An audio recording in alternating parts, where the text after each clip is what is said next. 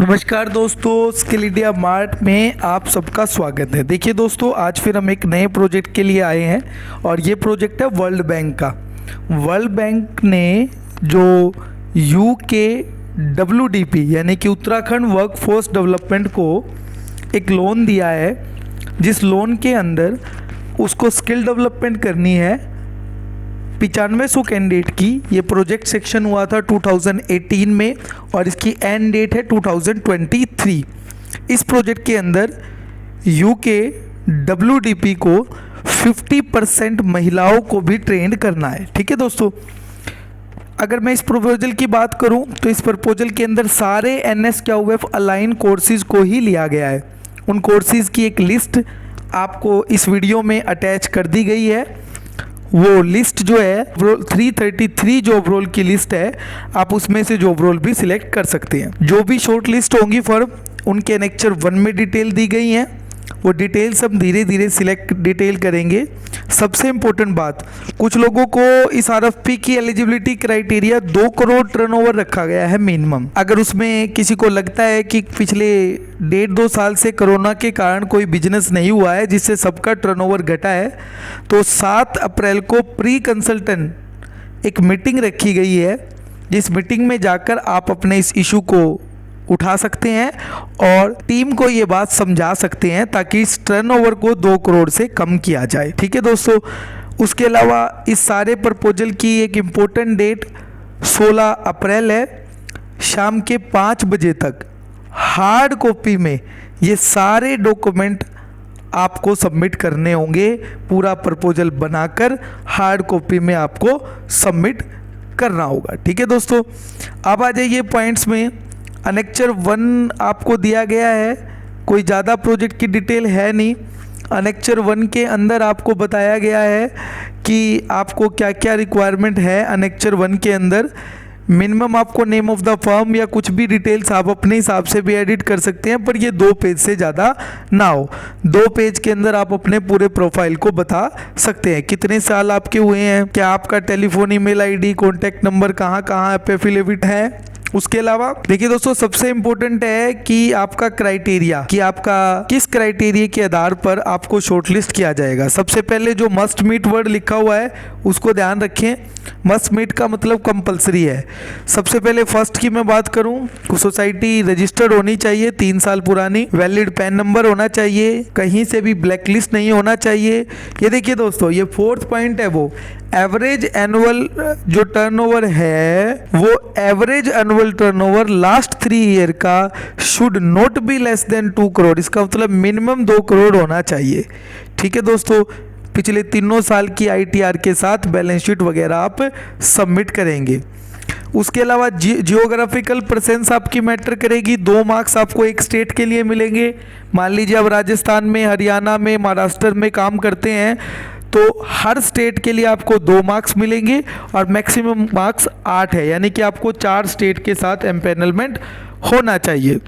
Second point, इसका कितने candidate आप तक कितने जॉब रोलों में आपने अभी तक ट्रेनिंग कराई है, वो 2 जॉब रोल के हिसाब से मार्क्स मिलेंगे। मैक्सिमम मार्क्स भी इसके अंदर भी आपको 20 तक बताए गए, यानी कम से कम 10 जॉब रोलों में आपने ट्रेनिंग करवाई होनी चाहिए। नंबर ऑफ ट्रेनिंग कितना प्लेस किया है आपने, उसका अगर 70% से ज़्यादा है तो पूरा 40 मार्क्स है।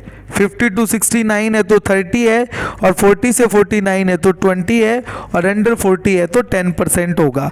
इसका सेल्फ डिक्लेरेशन अनेक्चर 6 है, उसमें आप अपनी लेटर हेड पर डिक्लेयर करेंगे कि ये प्लेसमेंट आपने दी है। उसके अलावा हिमालयन स्टेट जैसे उत्तराखंड, हिमाचल प्रदेश, जम्मू कश्मीर में आपका काम करने का क्या एक्सपीरियंस है, उसको भी आपको पर स्टेट के हिसाब से मार्क्स मिलेंगे।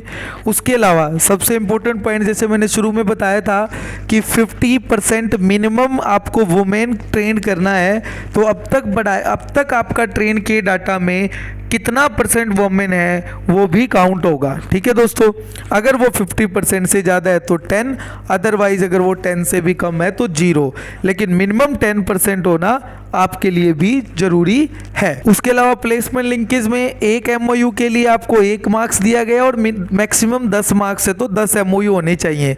10 से ऊपर कितना भी हो पर 10 से कम नहीं होना चाहिए। तो वो चीज़ भी आपको ध्यान रखनी होगी कि 10 से ज़्यादा अपने पास MOU होने जरूरी है। ठीक है दोस्तों, ये था आपका क्राइटेरिया। उसके अलावा एक लास्ट बात और है, एक टीपी के पास स्मार्ट एग्रीगेटेड सेंटर कितने अवेलेबल हैं, और वो भी अगर उत्तराखंड में कितने अवेलेबल है और किस जॉब रोल के अंदर अवेलेबल है, वो भी आपको बताना होगा। ठीक है दोस्तों, लेकिन अगर कोई पुराना पार्टनर जो पहले से पार्टनर था वर्ल्ड बैंक की स्कीम के अंदर, उसने जितना टारगेट लिया था और जितना उसने उसमें से सर्टिफाइड कराया, अगर वो 60% उसका प्लेस कर चुका है और उस प्लेसमेंट डाटा को SIP पे अपलोड कर चुका है, तो ही वो इसके लिए एलिजिबल होगा, अदरवाइज उसको इनएलिजिबल मान लिया जाएगा पिछले वाले ट्रेनिंग पार्टनर को। ठीक है दोस्तों, अनेक्चर 2 के अंदर बताया गया है कि क्या क्या काम है। स्कोप ऑफ वर्क के अंदर देखिए 2 डिस्ट्रिक्ट 2 रीजन है, हम दोनों ही रीजन में सेम बात है, बस रीजन के डिस्ट्रिक्ट अलग अलग है।